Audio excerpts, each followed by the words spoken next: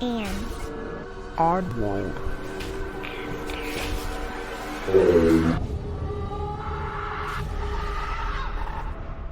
Hey oddballs, I'm your host Jensen, and welcome to episode 13. So, wishful thinking, but I'm hoping that maybe it's cool enough where you can grab something warm and snuggle up on the couch, or maybe your AC is really kicking in and it's cold in your house and you can pretend that it's cold. But today I'm going to be reading the September 28th birthdays, so happy birthday to you, September 28th babies. Here we go. September 28th people are particularly susceptible to the potent influence of the planet of Venus that governs their day of birth.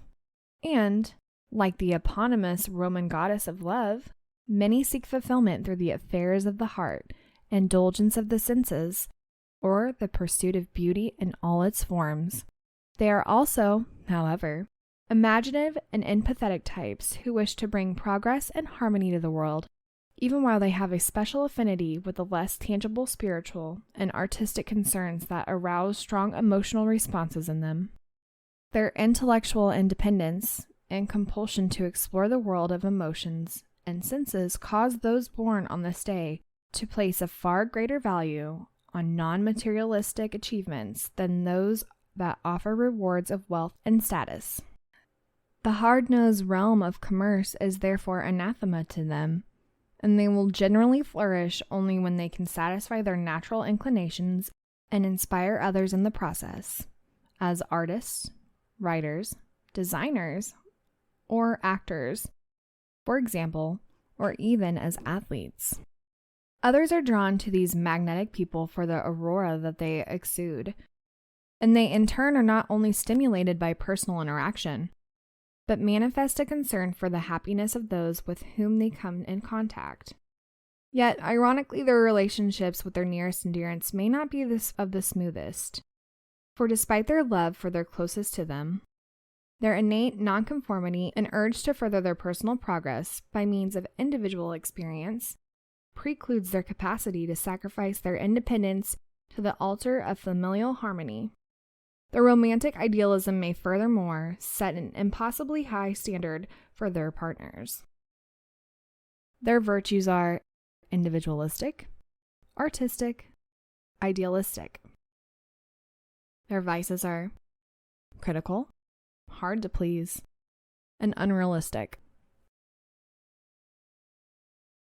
Honestly, I really hope you guys are enjoying the birthday book because I think it's kind of fun learning the different people out there. And if you know these people on these that are born on these certain days, really take a step back and see if maybe that really is their personality and it might help you build that relationship better with them. I don't know. I'm just guessing. But anyhow, we're going to move on to stories. So here we go.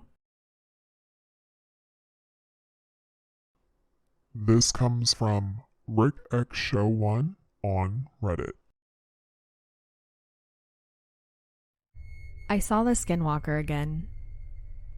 Back when the first story took place, I was still with my father, but there are no signs of any bad activity or encounters with the creature I saw a few weeks back before the new incident. My father had the brilliant idea of passing his hunting rifle to me. He said that passing a gun in his family is tradition, and that the gun he passed to me was also used by my grandfather and his relatives. The gun had a beautiful shiny barrel with gold engravings and a magnificent custom wooden grip that even the trigger guard and the buttstock was customly made to be comfortably for any hunter of any size. My father said that since I'm older, I was also about 185 centimeters tall, which is really tall for my country, and he's already too old to hunt. He felt that I was responsible enough to have my very own custom personal self-defense and hunting weapon. The rifle was really heavy, and the ammo it used was also a really high caliber. It almost felt like the rifle was made not to hunt deer, but something way worse and stronger. But I didn't give a flying shit because I was young and just thought the gun was heavy to counter the higher recoil of the caliber. So, to the story. Back when I was 15 and a few weeks had passed since the first sighting of the skinwalker, I felt comfortable going outside again. And I almost forgot the encounter when the same sick feeling came in broad daylight. I thought, that's pretty unusual, but continued to work on the new grill my dad wanted me to install while he was collecting eggs from the chickens. I started remembering the first sighting of the skinwalker, and it made me so sick. And I got really scared for no reason and just went inside, strapped the gun on my back, and then came out with the rifle.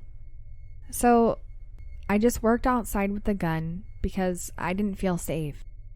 I installed the new grill, and my dad and I made barbecue. As we finished up the barbecue, it was already getting dark. And within the matter of minutes, there was only moonlight, so we went inside to finish the leftovers. I had just finished the leftovers and decided to go to sleep because I was really tired of the day's work. I was asleep, and a couple of minutes go by, and I get a really sick feeling of something watching me.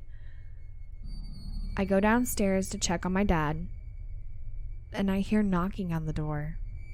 And I hear my dad say, "Let me in, son. I accidentally locked the door and I can't get inside."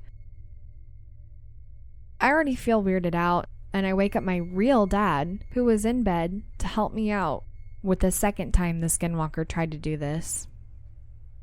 I looked out the peephole on the door, and there is a very distorted figure that kind of resembles my dad.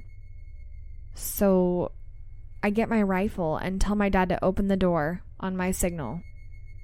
3, 2, 1.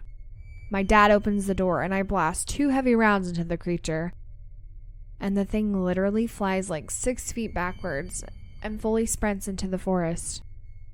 This was a way better ending encounter with the skinwalker, and I was proud to say that I was no longer scared of the skinwalker. But that wasn't the last of them. So I will still be prepared for anything.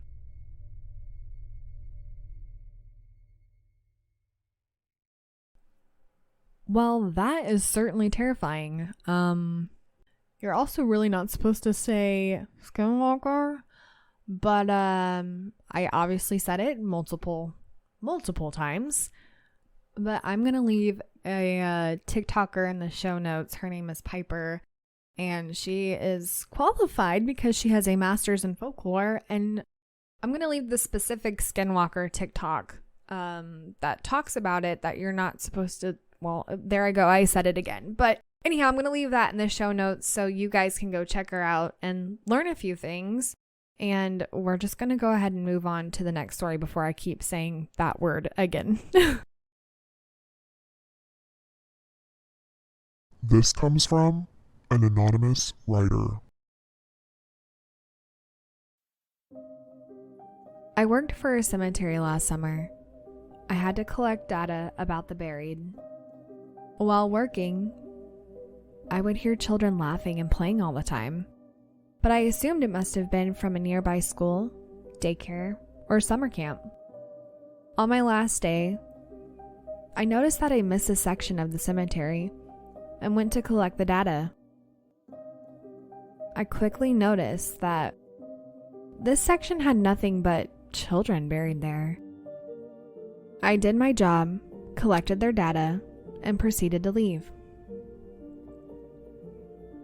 On my way out, I ran into a security officer and told him about the work I was doing. We chatted, and I told him how it was nice to hear kids playing at the nearby school or summer camp. He then said he had been patrolling the site for years and there was no school or daycare near the cemetery. Embarrassed, I played it off, and we cordially parted. Then it hit me. The children that I heard laughing and playing were the children buried in the section I almost missed. Before sundown, I went back to the children's section and just talked with them. I will never forget that day. May they continue to laugh and play in spirit.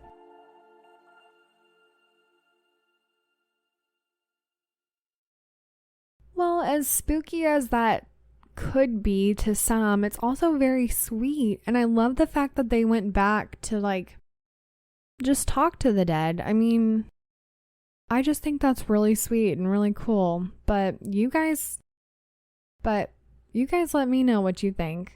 As always, I hope you guys enjoyed this episode. And well, it's an odd world after all. Oddballs. Go follow us on It's an Odd World After All podcast on Instagram and Facebook. Also, give us a 5-star review on Apple Podcasts. If you have a story you would like to share, email us at itsanOddWorldAfterAll@gmail.com or message us on one of our social platforms. Don't forget to share us with your family and friends. And check out our website, itsanOddWorldAfterAll.com.